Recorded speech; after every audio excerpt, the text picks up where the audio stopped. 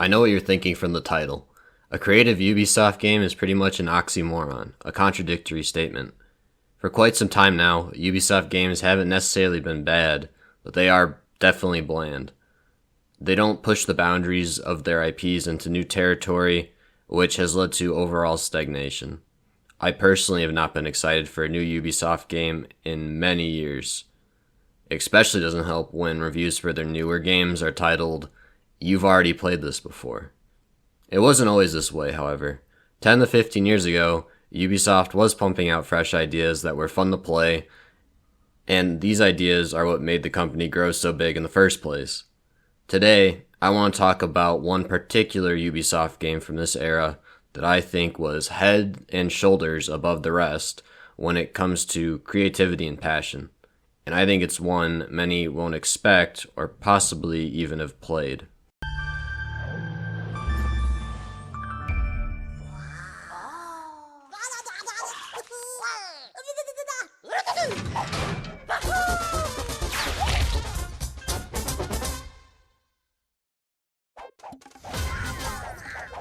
Made by Ubisoft Montpellier and released November 1st, 2009 as a Nintendo Wii exclusive, Rabbids Go Home was the first game of its kind.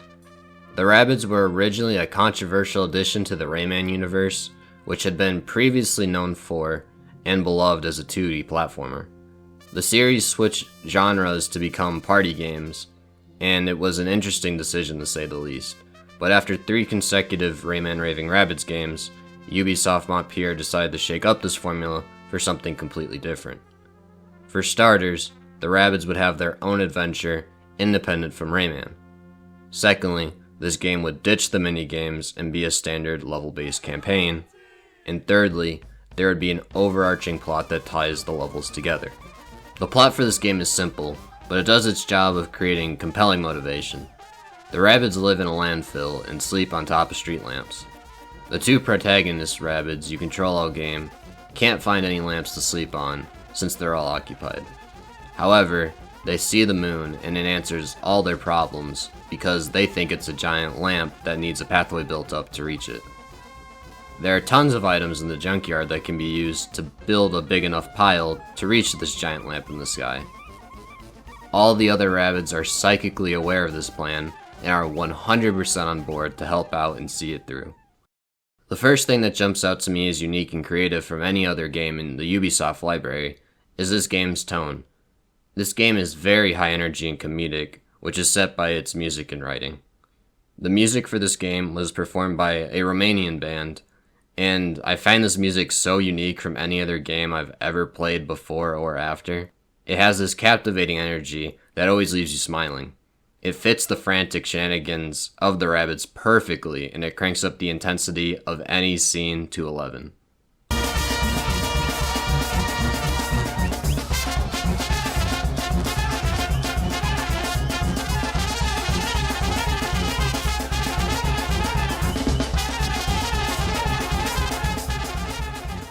On top of this wonderful performance, there's a respectable number of licensed music from the 60s and 70s, such as Earth, Wind & Fire's Boogie Wonderland and Boney M's Rivers of Babylon.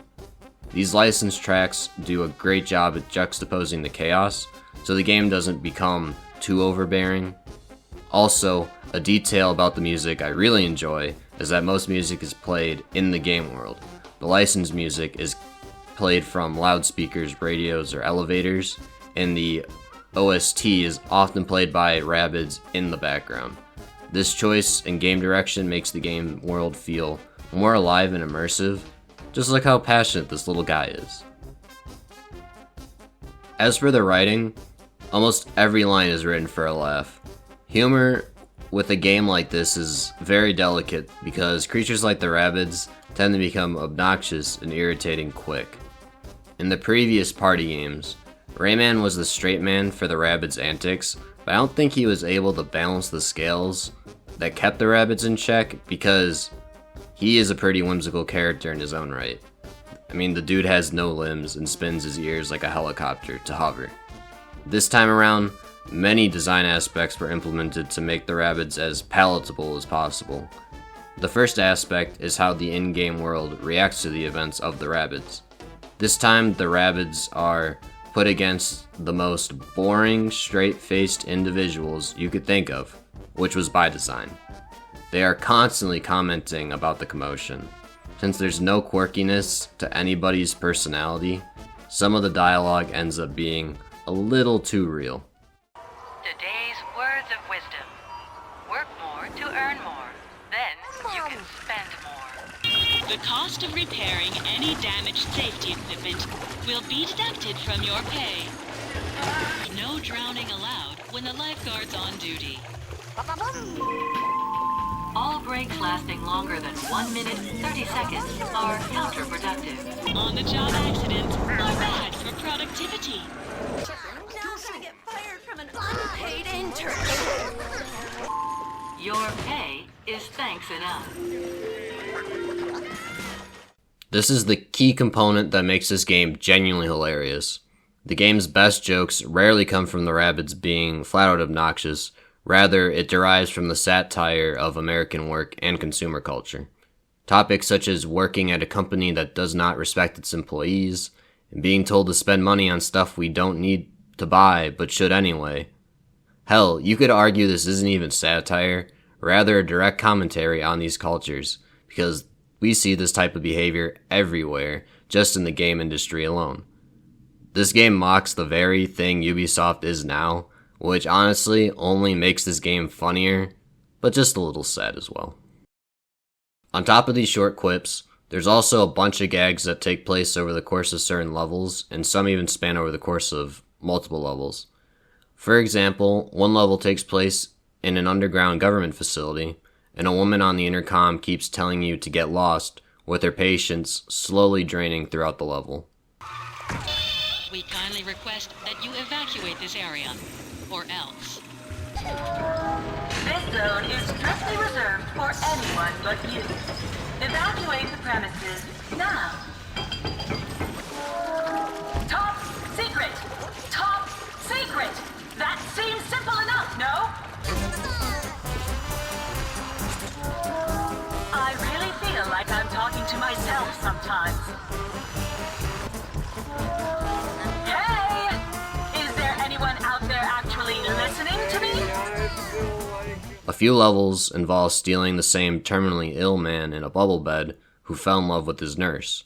You get this idea that the nurse retrieves him from the pile, but the Rabbids just keep stealing him back because they just really want him added to the pile.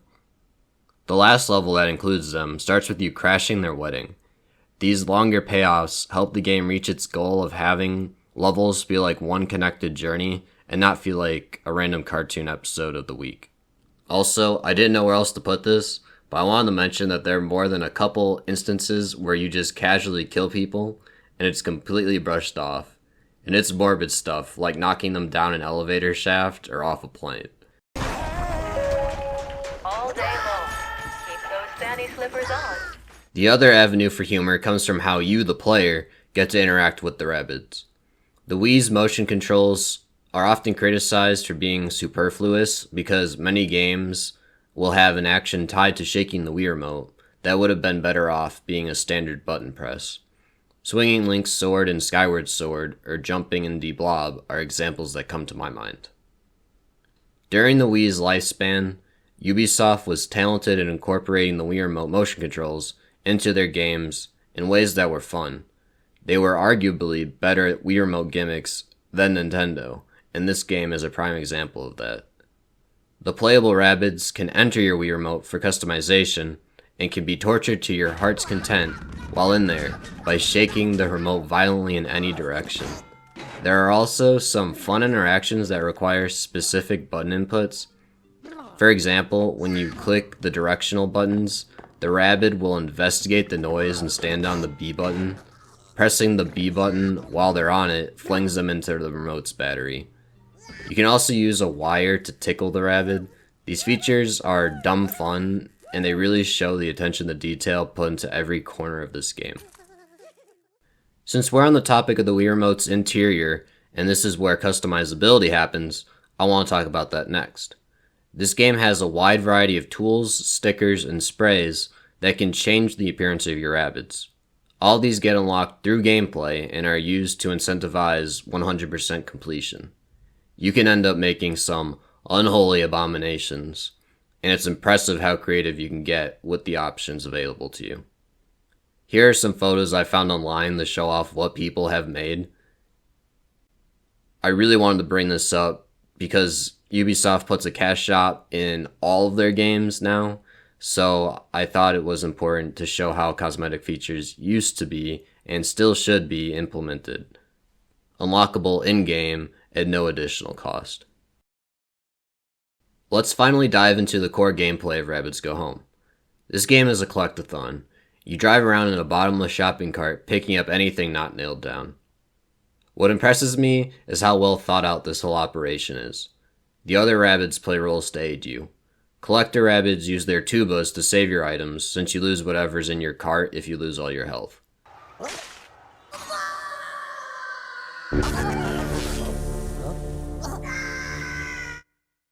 The Rabbid in your remote is referred to as the Cannonball Rabbid. They can be shot at obstacles to help clear them out by aiming the Wii Remote at the sensor.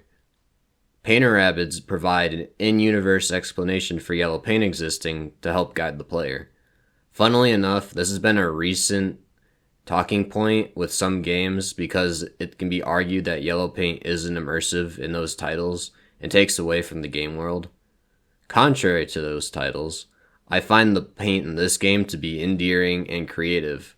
I would like to imagine that the yellow paint in other games got put there by the Painter Rabbids from this game. On top of this, the sewers are used as the Rabbids' method of traversal to get anywhere in the city to ransack everyone's belongings. Overall, everything makes sense, and you can clearly tell a lot of careful planning was put into every aspect of this game's design. That decision ends up paying dividends because you end up taking this adventure just as seriously as the Rabbids, despite how wacky it is, and this makes collecting junk across the city feel meaningful on top of being fun. When it comes to collecting that junk, every level is designated by its big ticket item shown on the level select screen. This item will appear at some point in the level and must be picked up to clear it. Most levels contain the standard gameplay you've been seeing, where you just coast around picking up items with your cart, but some big ticket items can also provide a unique style of gameplay.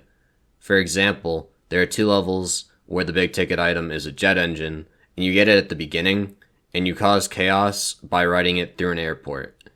Another has you riding a big inflatable tube down inside of a mountain, dodging cliff ledges and cacti.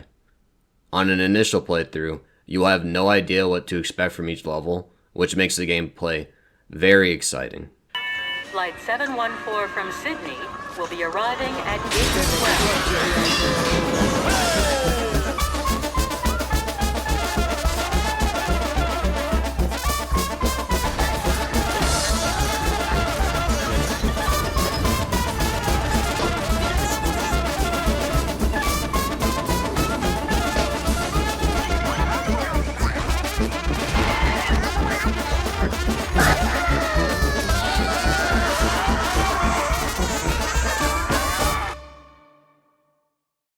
Every big ticket item is accompanied by 400 smaller items that pepper the level waiting to be picked up.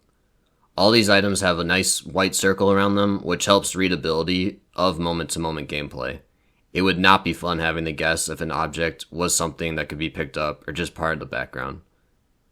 A decent number of items have unique properties. Some items move around, such as the toy car. Others need to be shot down by your Cannonball Rabbid before they can be collected.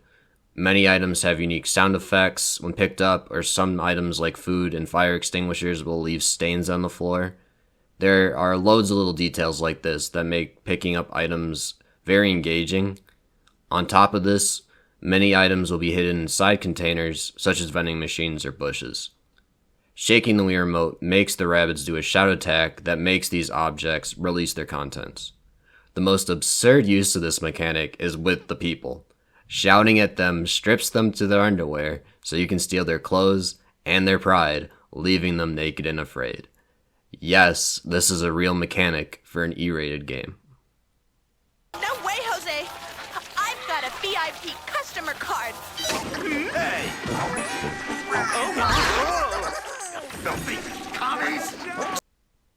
While the shout starts as the main way of interacting with the environment, it gets better. After the first set of levels, you unlock the ability to drift the cart to get a speed boost. It's a satisfying maneuver that enhances every facet of gameplay. You can get enough speed to jump over ramps, but also anything you hit with the boost will make the items track to your cart instead of just spilling out on the floor. This makes collecting large sums of items snappier and more satisfying. In fact, the overall game feel has not aged in the slightest. The controls are very fine-tuned and responsive. The only thing that does show this game's age is its Capri Sun sponsorship. The game's release was during their Respect the Pouch ad campaign in the late 2000s, and you see it everywhere. Maybe it's just nostalgic to me, but I found these moments more charming than obstructive to the experience. Since the whole game is about hijacking consumerism culture, the real-life product placement ends up tastefully adding to the insanity. Next, I want to talk about the game's difficulty. It's a bit on the relaxed side, but it's anything but boring. You're this unstoppable force of chaos, which is really fun, but there's plenty of pressure applied to keep things interesting. Some people wear exterminator suits that have different combat abilities depending on the suit's color. There are sections with timers that can get pretty tight if you try to get every item before the clock hits 0. Cacti and mines are commonly used as obstacles to make navigation a little more stressful. You're kept on your toes just enough for the game to be engaging, but there's nothing that asks you for an immense amount of skill. I think this difficulty is perfect for the game because it lets you soak in the zaniness of this journey and keeps frustration to a minimum. As you're going through each level, you eventually reach its end, and the end of the level is an important part to get right. It needs to tie up your little adventure with a nice bow. Mario has this part nailed down to a science, whether you're grabbing the top of the flagpole or nabbing a shiny power star. Rabbids Go Home has an end-of-level sequence I can only describe as an experience you'll never forget. If you've never seen anything related to this game before, then I can assure you, you are not ready for what I'm about to show you.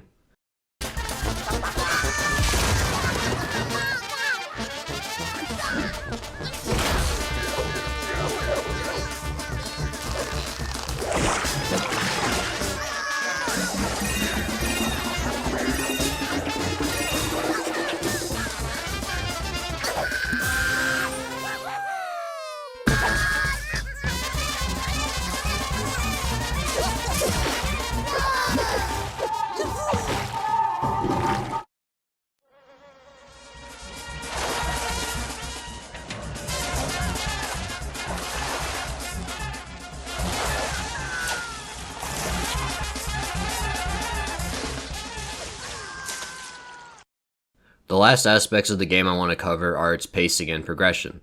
Across the level select menus, you will always see the pile growing bigger with its size displayed in feet. The real magical moments that make the big scale progression of the game very satisfying are the instances when you see the pile in the background of a level and the few times you return to the pile and see the progression of your efforts.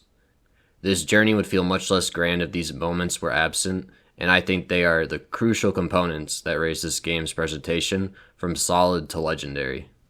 As for the pacing, the one thing that stands out to me is that this game is the complete antithesis of current-day Ubisoft game design. This game is about 6 hours long if you just play each mission once and don't care about completion or don't spend a lot of time in the customization. I know for some, this is way too short for a campaign's runtime, but this game really goes for quality over quantity. Every moment in this game feels curated and stylized, making the whole experience substantial and memorable.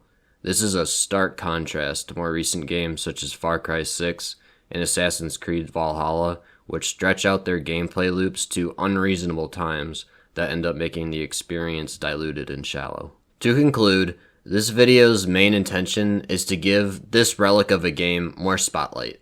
Rabbids Go Home sold alright, but it was never popular. It definitely deserves more fame. This game is sort of lost to time, and with the closure of the Nintendo eShop in March 2023, it is impossible to buy digitally. The only thing I'll say about this topic is that it isn't stealing if the product isn't being sold in retail. I would love to see a re-release of this game in the next few years, given that the Rabbids plus Mario games have given the Rabbids some public credibility. So I think with some proper marketing, this game would sell better than it originally did. There was nothing made prior to this game's existence, and nothing has been made quite like it since. I had a lot of fun revisiting this masterpiece from my childhood, and I hope you enjoyed listening to me talk about it. Any form of support is greatly appreciated and helps keep me motivated to continue making videos. Thanks for watching. Have a good day.